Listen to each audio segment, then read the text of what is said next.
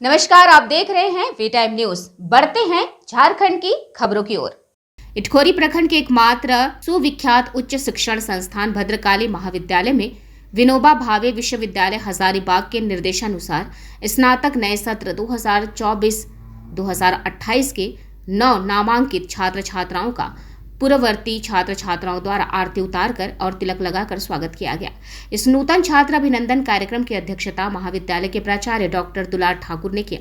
कार्यक्रम में मुख्य अतिथि प्रखंड विकास पदाधिकारी सोमनाथ बांकीरा, विशिष्ट अतिथि समाज सेवी पवन शर्मा और वेद कुमार सिंह की गरिमामयी उपस्थिति रही। कार्यक्रम का शुभारंभ प्रखंड विकास पदाधिकारी सोमनाथ बांकीरा, देव कुमार सिंह, पवन शर्मा, प्राचार्य प्रोफेसर श्याम सुंदर प्रसाद, प्रोफेसर ललित मोहन सिन्हा के द्वारा संयुक्त रूप से दीप प्रज्वलित करके किया गया। तत्पश्चात प्राचार्य और शिक्षकों द्वारा अतिथियों को पुष्प गुच्छ देकर स्वागत किया गया।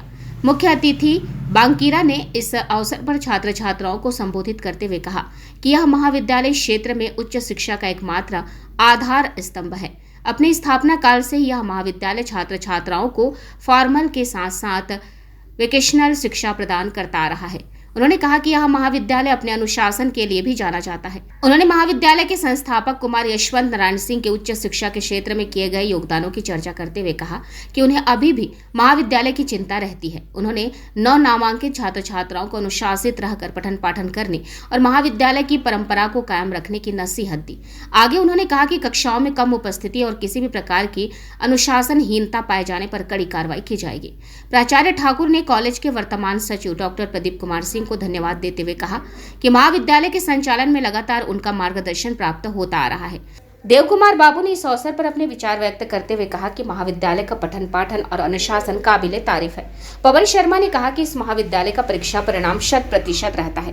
प्रोफेसर ललित मोहन सिन्हा ने इटखोरी के विकास पुरुष और महाविद्यालय के संस्थापक सचिव कुमार यशवंत नारायण सिंह को धन्यवाद देते हुए कहा कि उन्होंने जिस महाविद्यालय का बीज बोया वह आज एक वटवृक्ष का रूप ले चुका है। इस महाविद्यालय से हजारों छात्र छात्राएं डिग्री लेकर विभिन्न सरकारी और गैर सरकारी क्षेत्र में अपनी सेवाएं दे रहे हैं। महाविद्यालय के लिए भूमि दानदाताओं, प्रखंड विकास पदाधिकारी और मुख्य अतिथियों को धन्यवाद दिया।